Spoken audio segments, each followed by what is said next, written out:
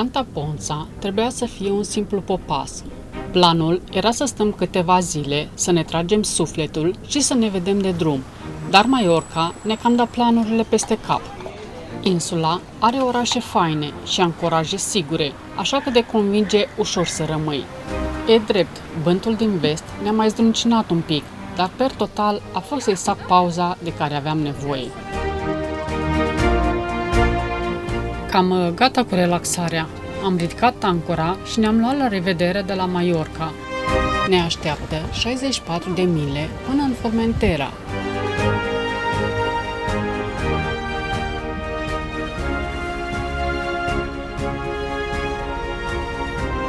Cu roșu acolo sunt nori de pe radar. Da? Așa, vin spre... în spate și mai avem... Nu, aia din dreapta față, vezi? Așa de aici. Aia de acolo, da. Aia, nu știu exact în ce direcție sunt, nu știu, dar sperăm să trecem pe lângă ei. Deocamdată s-a 10 mii, Ah, ok. Mergem cu 6,2 noduri. 6, 5, 7. Ah, e ok. E bine, mai coboră și vântul un pic. Da, e 12 noduri. Suntem la Rifunul. Da, Rifunul până suntem conservatori, nu mergem. N-a fost o plimbare perfectă. Am făcut clasicul compromis între motor și pânze, numărând fiecare milă și așteptând să ajungem odată.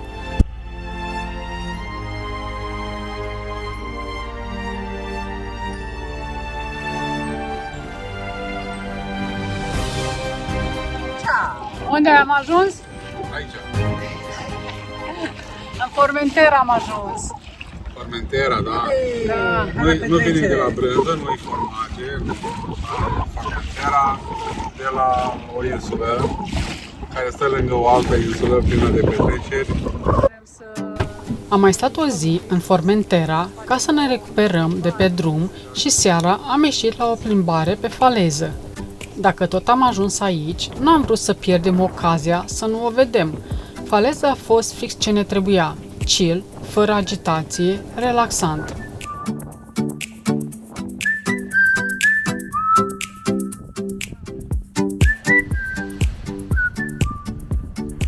Ce faci, mister? Te bucuri de soare? Mă bronzez la soare.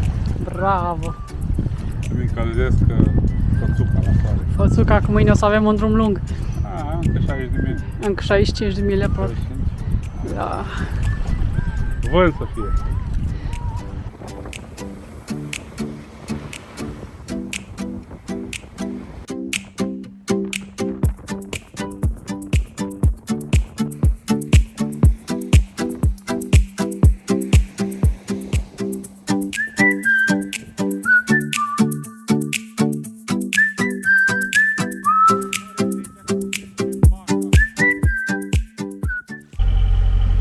Avem un răsărit superb.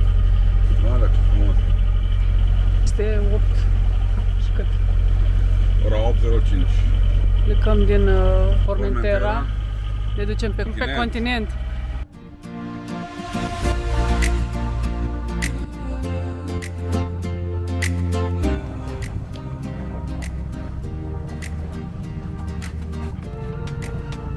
Avem un mare așa liniștit, dacă am avea tot drumul, ar fi superb. Meserie. Față de ce am avut acum 2 zile, ăsta e lux.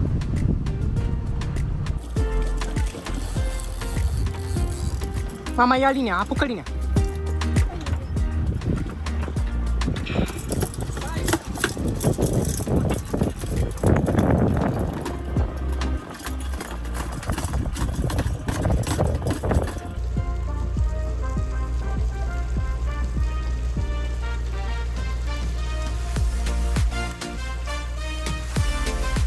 Gata mâncarea. Aici avem ciorbă de pește și aici mahi cu cartofi naturi. Cu lămâie. Și în partea asta am lăsat câteva bucățele crude ca să le mâncăm cu lămâie și cu sos de soia.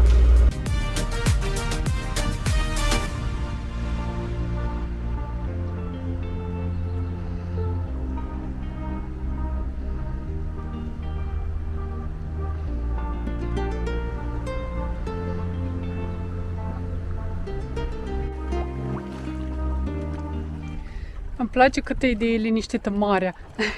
Mi-aduce aminte de Grecia când mergeam... De Spania. Că tot aminte de Spania, nu de Grecia. Păi încă nu mi-am adus nimic aminte de Spania.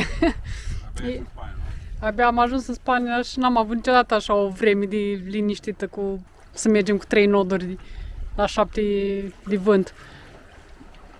Da. Relaxant. Dacă nu s-ar întuneca de vreme, Da. da, cine știe, dacă mergem așa până mâine dimineața, ajungem în Cartagena. Da, să știi, dacă ar ține vânt toată noaptea, dar de obicei noaptea vântul se liniștește. Un sailing liniștit. Nu spunem de sâmbătă sau de duminică, de obicei în weekend era așa. Dar acum chiar e liniște. Orașul Benidorm zici că e o bucată din Dubai, mutată în Marea Mediterană. O mare de zgârie nori care arată destul de spectaculos de pe apă. Oricum, chiar dacă am fi vrut să facem o pauză acolo, n-am fi avut nicio șansă. Nu are marină, iar de ancorat în zonă nici nu poate fi vorba. Bună dimineața! Din marină, Santa Pola.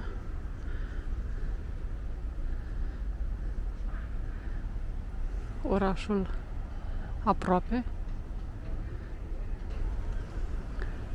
Unde pleci, mai? Gata, pleci la plimbare?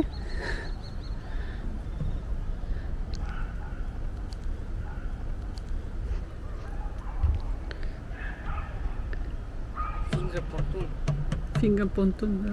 Prima dată când ancorăm în stilul ăsta. A interesat modul de prindere. Marina e liniștită. Abia de vântul. Acum și plecăm și noi la drum.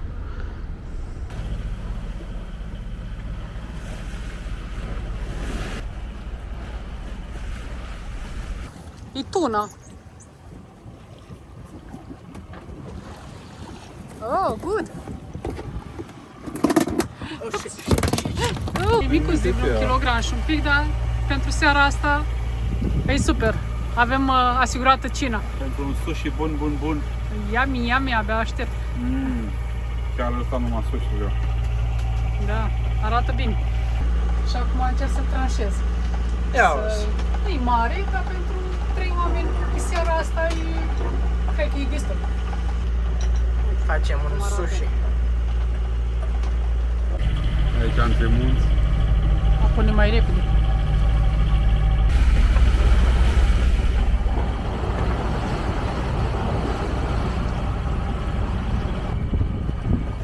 Pregătit, capitane, să intri în marină? Se termină un sezon lung, frumos.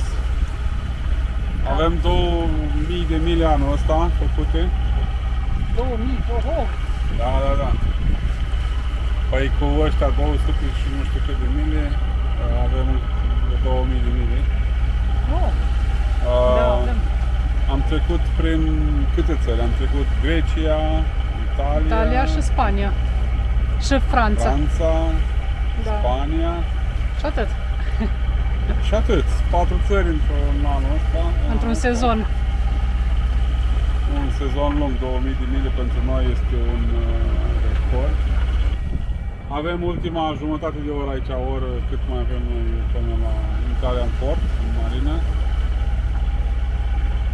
Ultimele mile. Și intrăm în hibernarii. Da, astăzi am motorizat mai mult decât ne-am fi dorit, dar trebuia să ajungem odată. Cât am fi vrut să mai stăm pe mare, că viața încă e bună, întotdeauna este și la anul, nu? Corect. Fain apusul.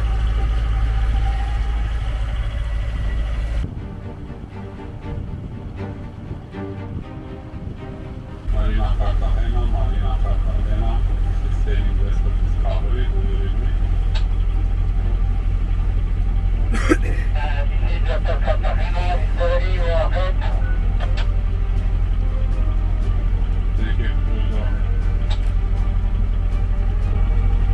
entrance, almost to the entrance.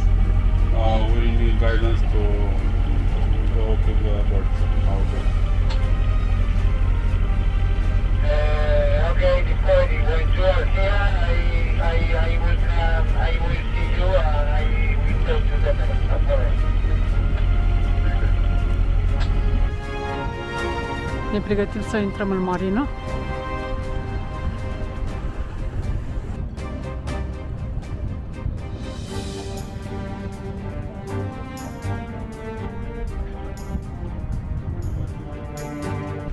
Pe dreapta. Ok. Pe aici.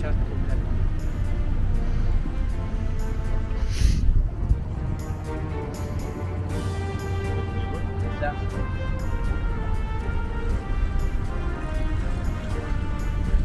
Te pune pe colț.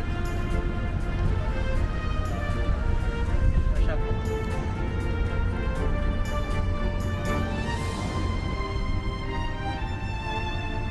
Suntem în regulă.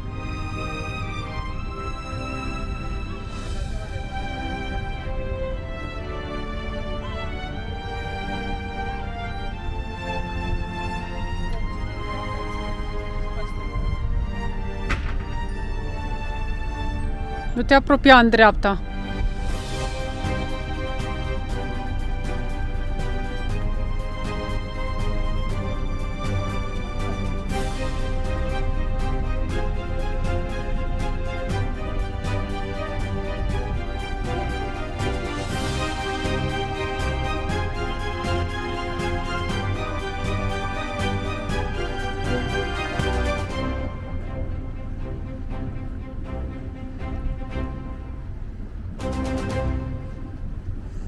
După ce ne-am asigurat că barca e bine legată, curiozitatea nu ne-a dat pace.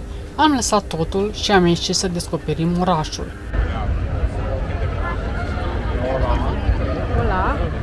Ce faceți, doamnă? Ați ieșit la plimbare? Am ieșit un pic la plimbare să vedem orașul. Da? Văzut noaptea. Am ieșit la plimbare. Da, Tura asta cu al treilea ochi al nostru, nu? Să filmăm tot ce vedem. da.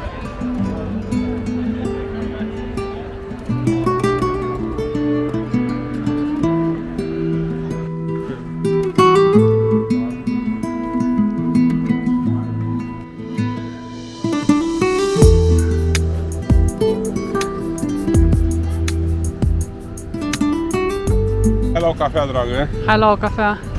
Mergem în oraș să consumăm și noi cafeaua de amiază de la un bar specializat în cafele bune.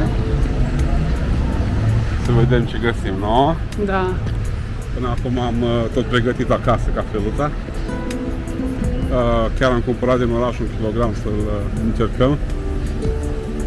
Nu e rea, dar parcă nu spune nici nimica. Față de cafeaua care facem noi de obicei. Lumea plăjește mai tare cafeaua, în general. Da, aici este bulevardul nostru De plimbare. de plimbare. Este o parte din el, pe lângă mare.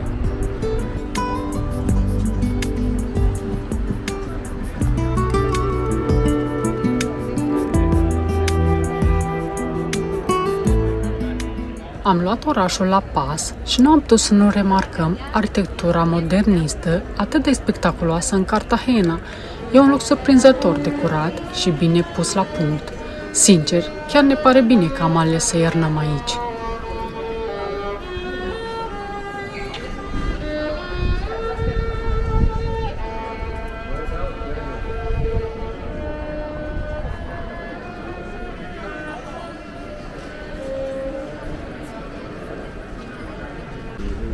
Am ajuns la cafenea. Ce interesant cum sunt mânerile.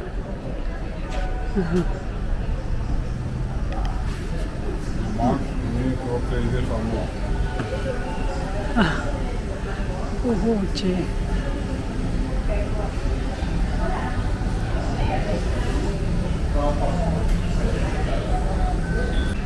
Să ne alegem cafeaua, să vedem ce sortimente și arome.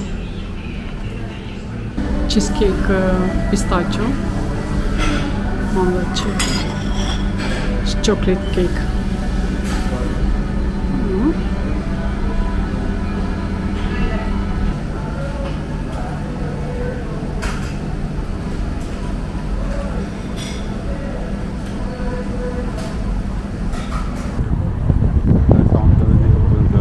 Catargi uriași. Dar chiar ridică pânzii? Da, totuși văd că... Că le are cu toate. Da, văd că are. 5 genuri, nu 6, 2. Ai un foc mic în față, genul. 2, 3, 4, 5, 6. 6 pânzi dintre astea genul așa. Mare. 5 main-uri. De seama ce fain trebuie să fie când dă drumul la toate pânzii. E super fain. Asta pe ocean, dai seama, mergi nicio grijă. Nu? Da, mai economisește de la motorină. Merge cu super viteză. Ăștia au cam murit din urma scheletul, dar ar fi parcă. Au, pe mare fantome. Da, mulți fantome numai. Iei trenulețul până la următoarea destinație?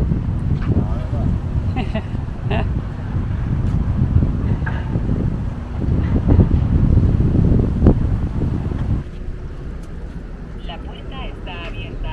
La porta este abierta.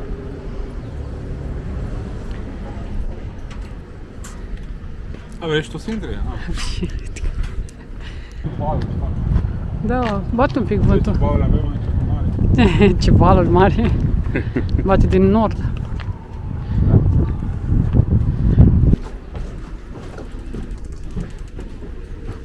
Uite și pe Discovery.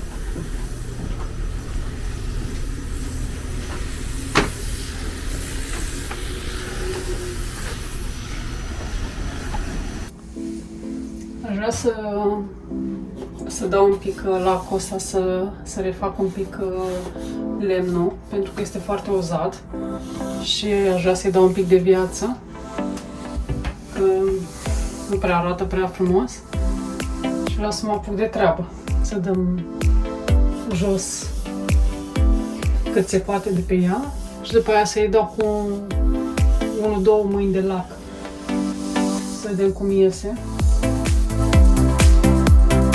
Cum ne-am instalat noi așa frumos, a început adevărata distracție, proiectele la barcă. Mai exact, lemnul din cabina din față cere o schimbare, așa că am profitat de zilele calde ca să putem sta cu geamurile deschise și ne-am pus pe treabă.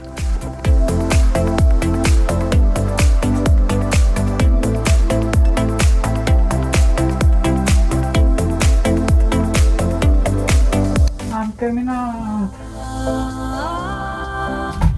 Acum trebuie să facem curățenie.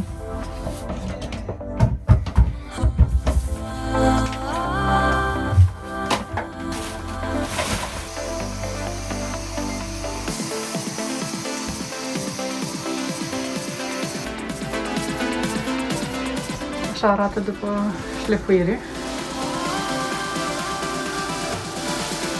Trebuia să curăț praful de pe el, după aceea să-l lăcuiesc.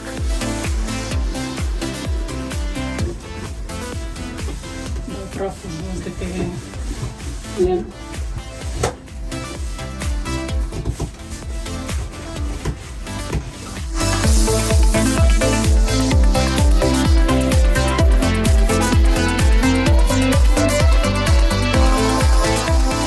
Am spălat lemnul, îl lăs să usuce și pe urmă îl dau cu lac.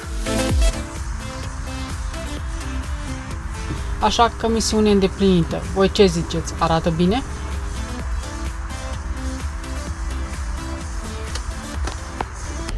Ai ieșit în natură, Petrica? Eu, da, ce? Nu un copac. Spăuni? Păuni. Oh, Spăuni în copac. ia să vedem. Ca să ne mai clătim ochii și să scăpăm de mirosul del diluant, am ieșit la o plimbare prin parcul Torres. Nu te aștepți neapărat să te ferești de păuni care se plimbă liber pe alei, dar aparent este normalitate pe aici. Iar priveliștea aia de sus, cu teatru roman și tot golful, chiar te face să te uiți de toată oboseala.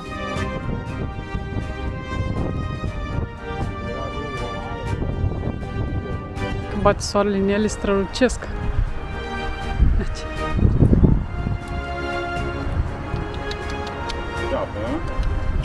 Deci albastru are în ea. Frumoasă culorile, nu? E super.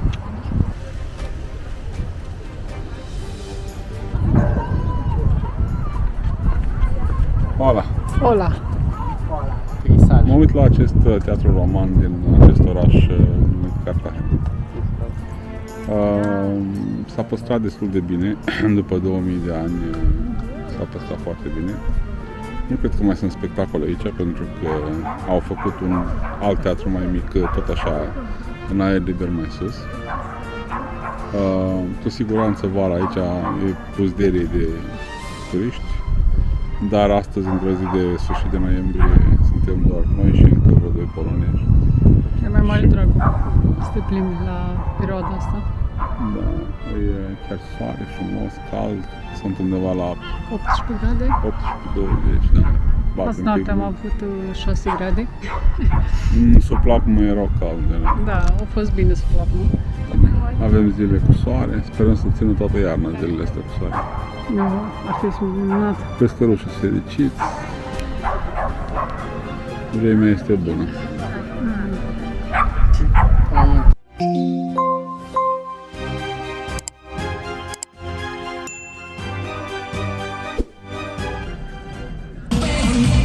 În vlogul următor, străzile o iau complet razna. Începe carnavalul. O să fie o explozie de culori, haos și mult dans. Dați un subscribe ca să nu ratați nebunia. Ne vedem direct în mijlocul haosului.